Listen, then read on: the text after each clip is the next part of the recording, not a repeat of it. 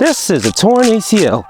Now at this point, I've shown you guys a lot of the abilities I have despite my ACL being torn for the last 14 years.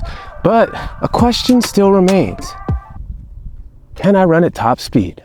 Which brings us to the track today to see. Now a lot of you might not know this, but elite sprinters, when they're running at top speed, can be dealing with up to 5 times body weight going into one leg. Now, I'm no elite sprinter, but there was a time where I was a almost elite decathlete, so I still won't have to be absorbing multiple times my body weight onto this leg at top speed in order to run safely. All right, here, and I'm gonna run down that way to the finish line. It's probably gonna be about 60 meters or so. That should be more than enough for me to get to top speed at my level.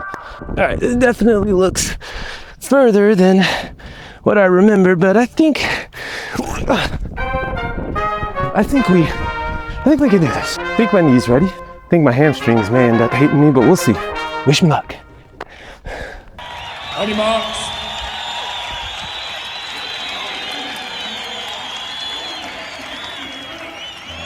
Get set.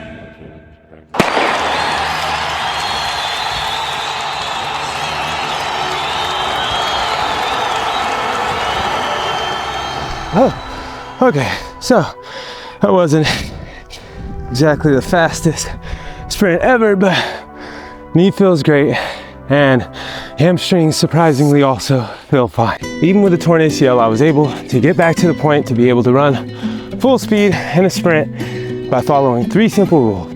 Blood flow every day. Pick an exercise that you can scale. Practice it 2 to 3 times a week. When you pick that exercise, you may have to start with a small range of motion.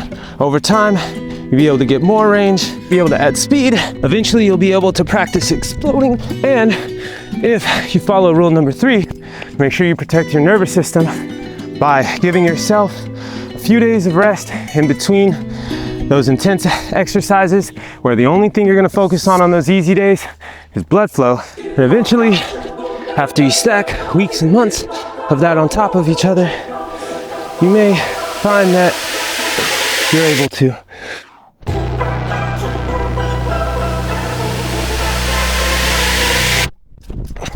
This is a torn ACL, and I can casually do things like this because I understand the 3 ways to progress a movement. First is range of motion. You can progress an exercise that has a small range of motion to having more and more range of motion until you have a full range of motion. The second way is load. You can take a movement that requires assistance and progress it to requiring no assistance, and then progress it to requiring weight. The third way is speed. You can take a movement that you have to start off very slowly and progress it to being able to do it faster and faster. Oftentimes you'll find that when you're stuck on one path of progression, you can break through that plateau by changing one of the other variables or changing different variables instead. And after stacking weeks and months of that on top of each other, you may find that you're able to progress all 3. Doing stuff like this on a torn ACL, which for most people would seem impossible.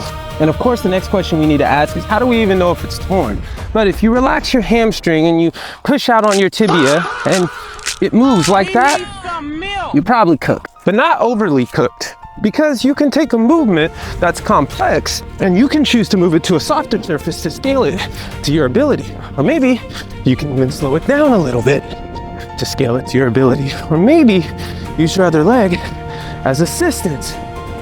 Scale it to your ability so that you can do it without pain or with very low pain. So maybe you start here for a bit and you have to do dozens of reps like this a day, 3 days a week. And after you do that for a few weeks, you start to gain a little bit more range in these positions. And then you can start to add a little bit more speed. And then you can realize that you can stabilize and redirect a lot of force until you can do it without assistance again. And after enough reps of that, eventually you'll be